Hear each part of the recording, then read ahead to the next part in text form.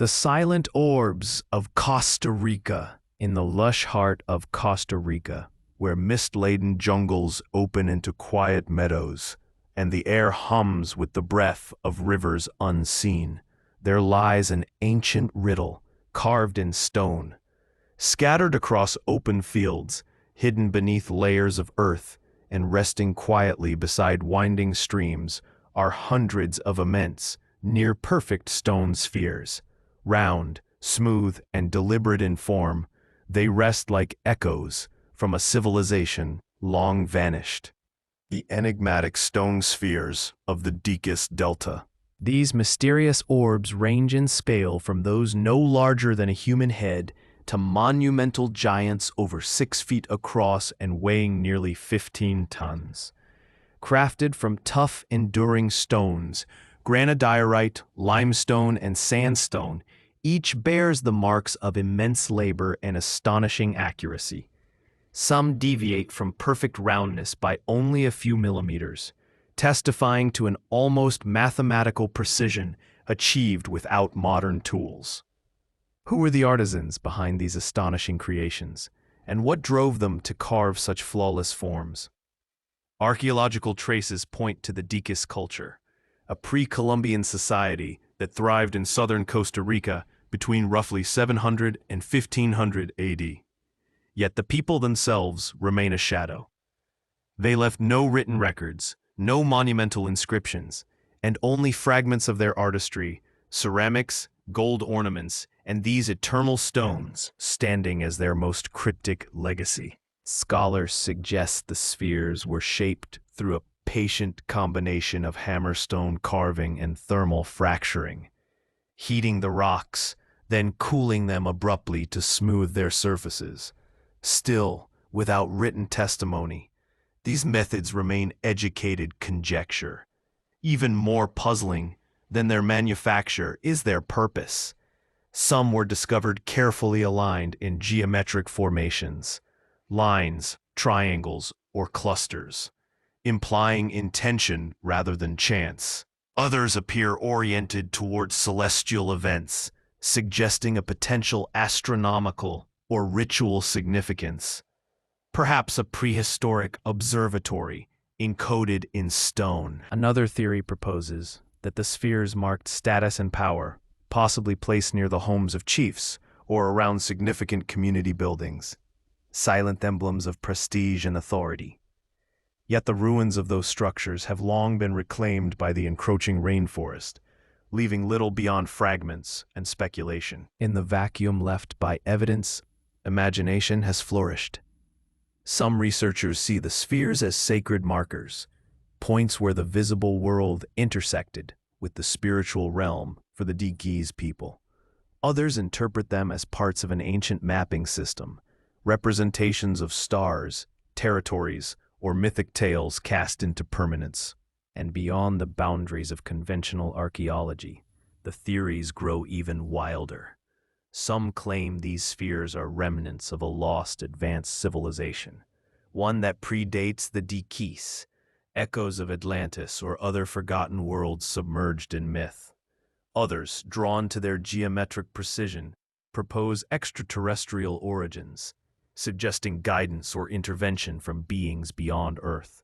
Yet despite their intrigue, such ideas remain unsupported by evidence. Tantalizing, but unverified. Adding to the mystery, many spheres have been lost or destroyed. When plantation workers rediscovered them in the 1930s, rumors spread that treasures were hidden within. Many of the stones were blown apart with dynamite, though no gold or relics were ever found. Others were taken as decorations for gardens, plazas, and estates, severing them from their ancient context and scattering them across Costa Rica, and even to foreign lands. Today, the surviving spheres are recognized as treasures of humanity. Declared a UNESCO World Heritage Site, they are now protected, studied, and revered as symbols of Costa Rica's deep cultural past.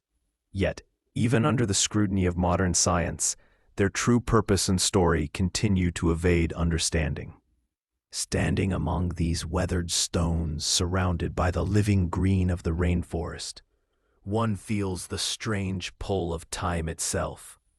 The air is thick and alive, but the orbs remain still, silent, eternal, waiting. Who first envisioned these perfect shapes? What sacred, social, or cosmic meaning did they embody? Were they tools of measurement, symbols of status, or messages for the gods? The spheres offer no answers. They endure as mute witnesses, carved by hands whose language and intentions have vanished into the mists of history. Deep in Costa Rica's forgotten lands, they remain, timeless, inscrutable, and profoundly human, inviting all who encounter them to wonder and perhaps someday to understand. Absolutely. Here's a complete rephrasing of your script, with every single sentence rewritten in new words and structure, while keeping the same meaning, detail, and tone. The heading has also been changed. ... The tragic fall of Amy Robsart. Once nestled within the misty green fields of Oxfordshire, stood the stately manor of Cumnor Place, a residence shrouded in stillness and heavy with unspoken secrets. Today, that house is gone, its stones long scattered and its foundations lost to time. Yet the memory of what transpired within its walls endures, echoing through history as one of Tudor England's most haunting mysteries, the death of Amy Robsart. It was on September 8, 1560, that Amy, the wife of Robert Dudley, was discovered lifeless at the foot of a staircase inside Cumnor Place. She was only 28. At first glance, it seemed a tragic but simple accident, a fall that had broken her neck. But almost immediately, rumors began to stir, whispers that would never fade, hinting that her death was not as innocent as it appeared. By many accounts, Amy's health had been failing in the final years of her life.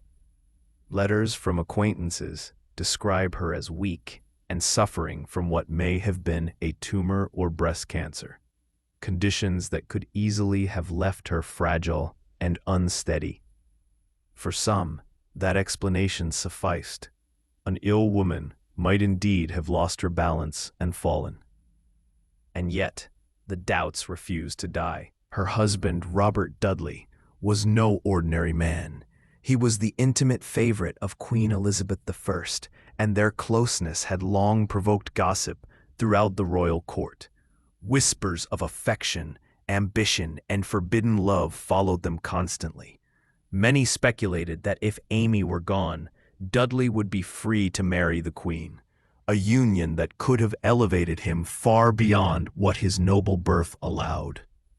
Fully aware of these dangerous rumors, Dudley demanded a formal investigation into his wife's death. A local jury of gentlemen examined the scene and the body and declared the death an accident. No evidence of foul play was discovered. No charges were ever filed, yet unease remained, a feeling that something did not add up. On the morning of her death, Amy reportedly insisted that all her servants go to a nearby fair, leaving her alone in the manor. The question lingers. Why did she want solitude? Was it a simple wish for peace, or a sign of despair? Or was she lured into isolation for a darker purpose? Accounts claim the staircase where she was found was not particularly long or steep. Could a fall from such a modest height really have been fatal without outside interference? Her broken neck suggested a powerful force. Some historians believe she might have taken her own life, worn down by illness and loneliness. Others argue she was pushed, but by whom? Was it an assassin in Dudley's service acting without direct command, or perhaps a political enemy seeking to ruin him by association? Some theorists have gone further still, suggesting that Elizabeth's own advisors arranged Amy's death. They feared the chaos a royal marriage to Dudley might unleash, and saw a quiet elimination as the only way to preserve stability. Better one death in silence than a kingdom in turmoil. Yet there is also a gentler, more tragic explanation, that Amy's death was nothing more than a cruel coincidence. A sick, isolated woman,